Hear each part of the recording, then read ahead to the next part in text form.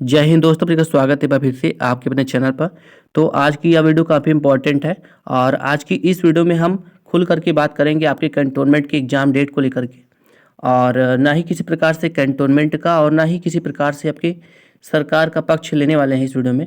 और निष्पक्ष होकर के बात करेंगे कि इसमें किसकी कितनी बड़ी भूमिका है इस एग्ज़ाम को लेट कराने में, और क्या कुछ हो सकता है और कहाँ तक आपके मर्जरेशन का जो प्रश्न उठ रहा है कहाँ तक सही है, और आपकी क्या राय है वो भी आप कमेंट मेंशन कर सकते हैं।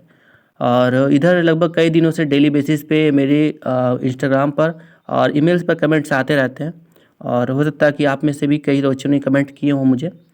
तो उसी आधार पे ये वीडियो बनाया जा रहा है, बहुत ज़्यादा लंबी वीडियो नहीं करेंगे और आप सभी से भी अपनी अपनी राय चाहेंगे।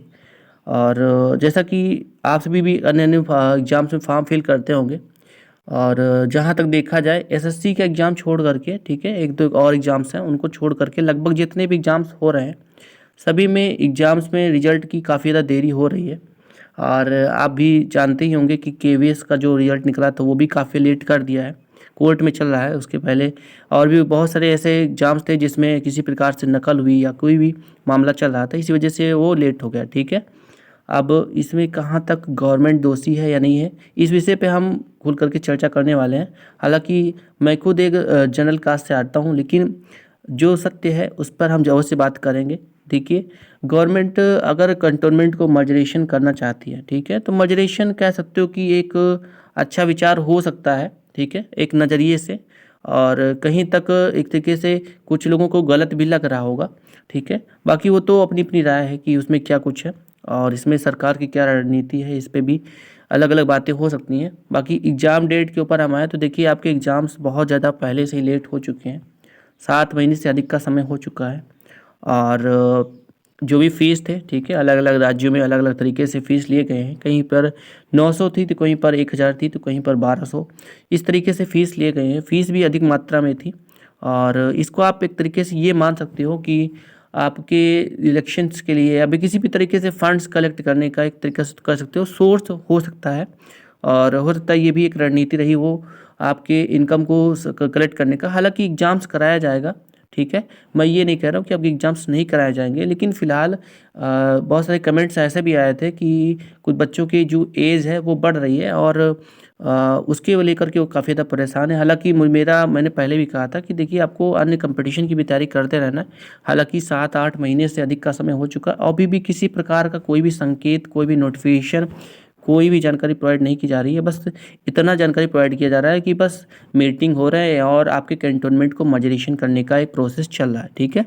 अब आप अगर वहाँ पे फ़ोन करके जानकारी भी करेंगे तो वहाँ के जो गवर्नमेंट एम्प्लॉय हैं वो भी आपको अब स्पष्ट नहीं बताएंगे, क्योंकि वो गवर्नमेंट एम्प्लॉय खुद ही इस प्रक्रिया में फंसा हुआ है। जैसा कि आपने पिछले दिनों देखा ही था कि मैंने आपको बताया भी था। देखिए, जो कैंटोनमेंट के जो कर्मचारी हैं वो भी परेशान हैं वहाँ से, और कई सारे ऐसे भी कर्मचारी हैं जो भी प्राइवेट थे या संविदा पे थे, उन्होंने जॉब छोड़ भी दी है। यही कारण था, सैलरी वगैरह नहीं मिल रही थी समय समय पे, और भी बहुत सारे कारण थे। तो इस नज़रिए से अगर देखा जाए तो मॉड्यूलेशन उचित है, और कुछ कैंटोनमेंट की स्थिति ठीक है। तो वहाँ पर से ये भी प्रस्ताव आया था कि हमारे कंटोनमेंट का जो परिस्थिति है, इकोनॉमिक जो कंडीशन है वो उचित है, सही है, तो मेरे कंटोनमेंट को मॉड्यूलेशन ना कीजिए। हालांकि सरकार ने ये मन बना लिया है कि अब जितने भी गवर्नमेंट कंटोनमेंट्स हैं, जितने भी कंटोनमेंट्स हैं उनको अब समाप्त किया ही जाएगा, और उसी के बाद अब जो भी प्रक्रिया आगे की होगी वो कराया जाएगा। तब तक वहाँ पर जो काम करने वाले कर्मचारी हैं या भी जो भी प्राइवेट सेक्टर की जॉब करने वाले हैं या ग्रुप डी के जॉब करने वाले हैं, उन सभी की कह सकते हो कि सैलरी कहीं न कहीं रुकी हुई है, और उसी को लेकर के धरना प्रदर्शन है। और उनकी आय में भी कई परिवर्तन होने वाले हैं, यानी इनकम सोर्स और उनकी सैलरी में भी परिवर्तन होंगे, साथ में स्वास्थ्य सुविधाओं में भी परिवर्तन होंगे।